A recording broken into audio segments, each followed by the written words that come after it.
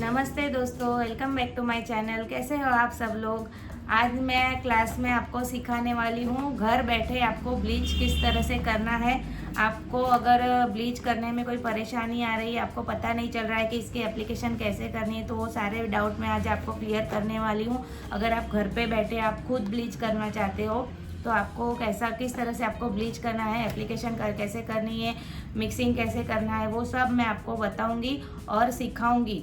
आज मैं आपको थियरी ब्लीच की जो है वो पूरी मैं आपको डिटेल में शेयर करने वाली हूँ। अगर आपका सलून है या पार्लर है तो आप लोगों को क्लाइंट के ऊपर अगर आप ब्लीच करते हो क्लाइंट के फेस ऊपर, तो आपको किस तरह से एप्लीकेशन करनी है वो सारी बातें मैं आपको शेयर करने आ रही हूँ। आपको ब्लीच करते समय कौन सी बातों का ध्यान रखना है और ब्लीच करने के बाद आपको क्या करना है, वो सारी बातें मैं आपको सिखाने वाली हूँ।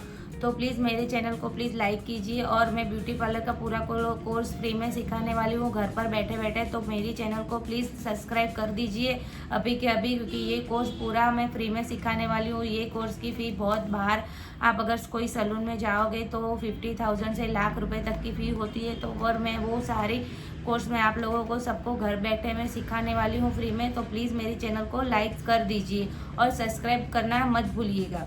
तो फिर स्टार्ट करते हैं। ये आज मैं आपको सिखाने वाली हूँ ऑक्सी लाइफ का ब्लीच है। इसके बारे में मैं आज आप लोगों को बताऊंगी कि इस ऑक्सी लाइफ ब्लीच आपको घर बैठे आपको किस तरह से करना है और क्लाइंट के ऊपर किस तरह से करना है। तो ब्लीच करने के लिए हमसे सबसे पहले ये ऑक्सी लाइफ का ब्लीच बाज़ार में मिल जाता है, ये हमको लाना है। और एक बाउल छोटा सा जो हम ब्लीच करने के बाद हम वॉश करते हैं वो बाउल, और इस तरह से हमको स्पंज की ज़रूरत पड़ती है। आप टिश्यू से भी वॉश कर सकते हो। और फेशियल बेल्ट जो हमें हेयर को कवर करने के लिए फेशियल बेल्ट की ज़रूरत पड़ती है। तो और ये ब्लीच में क्या क्या आता है वो आप लोगों को मैं बताऊंगी। तो सबसे पहले हमें ये ब्लीच क्रीम आता है। ये बॉक्स के अंदर हम ब्लीच क्रीम आती है। फिर ये इस तरह से मिक्स करने के लिए स्पून और ये ट्रे आती है इस तरह से। फिर ये प्री ब्लीच क्रीम है, ये 2 क्रीम आती है, वो कहाँ यूज़ करनी मैं आपको लोगों को बताऊंगी। ये प्री ब्लीच क्रीम है और ये पोस्ट सीरम है। और इसमें आता है एक्टिवेटर, ये एक्टिवेटर आता है। तो इस तरह से है, ये 2 एक्टिवेटर आते हैं। और रोज़ वाटर आता है, इस तरह से इसमें रोज़ वाटर आता है। ये जो क्रीम होती है, ये क्रीम को ये जो स्पून है इसमें आपको किस तरह से मेजरमेंट करना है वो आप लोगों को मैं बताऊंगी। अगर आप लोगों ने ये क्रीम, अगर ये स्पून होती है, स्पून की जो आधी क्रीम ली होती है, ये जो क्रीम है, जो ब्लीच की क्रीम है, ये ब्लीच आधी लेनी है। इस तरह से अगर आपको पूरा फेस करना है, फेस और नेक करना है, तो आपको ये क्रीम जो होती है ये हाफ लेनी है। छोटी वाली जो स्पून की जो साइज़ है, इसको हम, ये जो एक्टिवेटर है ये अगर आपने हाफ लिया है तो ये एक्टिवेटर जो होता है, तो एक्टिवेटर भी आपको हाफ स्पून ही लेना है। तो इस तरह से आप लोगों को मेजरमेंट करना है।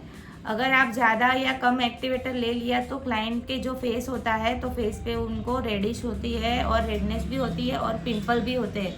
इसलिए हमें ब्लीच करते समय ये बातों का ज़रूर ध्यान रखना है कि ज़्यादा एक्टिवेटर नहीं लेना है। और आपको पहले क्लाइंट की जो स्किन होती है वो स्किन को एनालिसिस करना होता है कि क्लाइंट की फेस कौन से प्रकार का है, ऑयली स्किन है या पिंपल वाली स्किन है या दाने दाने वाली स्किन है, कौन सी स्किन है, वो स्किन आपको देख के फिर आपको ब्लीच करना है। अगर आप क्लाइंट अगर होता है कि फर्स्ट टाइम अगर ब्लीच करवा रहा है, तो आपको कान के पीछे यहाँ पे छोटा सा ब्लीच मिक्स करके, थोड़ा सा ब्लीच निकाल के मिक्स करके यहाँ पे उनको लगा देना है। लगाने के बाद वो 5-10 मिनट उनको देखना है कि यहाँ पे कोई रिएक्शन होता है कि नहीं, फिर पूरे फेस पे ब्लीच लगानी है। अगर कोई रिएक्शन आता है तो वहाँ पे ब्लीच नहीं करनी है। और कौन से जो फेस होता है उन लोगों के ब्लीच नहीं करना है, तो मैं बताना चाहती हूँ कि हमें जो भी पिंपल जो होता है, पिंपल वाली जो ज़्यादा पिंपल वाली जो स्किन होती है और सेंसिटिव स्किन होती है, जिनके फेस पे ऐसे मतलब जो लाइंस होती है,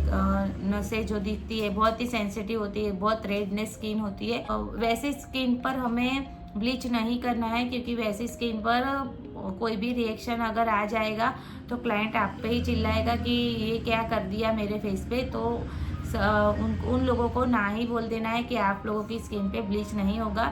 तो उस स्किन पे अगर कोई क्लाइंट की अगर छोटे छोटे जो पिंपल होते हैं यहाँ पे एक दो पिंपल अगर कोई क्लाइंट के हुए, तो वो जो पिंपल वाले जो स्किन होती है, जो पिंपल होते हैं, वो पार्ट को हमें छोड़ देना है, वो पार्ट पे हमें ब्लीच नहीं लगाना है। और अदर साइड के जो पार्ट होते हैं, अच्छी जो स्किन होती है, वहाँ पे ही हमें ब्लीच लगाना है।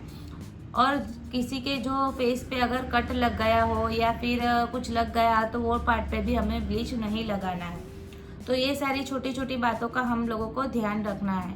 और अगर कोई क्लाइंट का अगर वैक्स भी करना है और ब्लीच भी करना है, तो आप लोगों को सबसे पहले ब्लीच करना पड़ेगा और फिर वैक्स करना पड़ेगा। अगर आप वैक्स करके फिर ब्लीच करोगे, तो वैक्स करने से जो ओपन पोर्स होते हैं वो सारे ओपन हो जाते हैं वैक्स करने के बाद। और अगर उसके हम केमिकल ये ब्लीच लगाएंगे, तो ये उससे वो जो ओपन पोर्स हुआ है वो स्किन पूरी जल जाएगी, उनको वो बहुत ही रिएक्शन आएगा।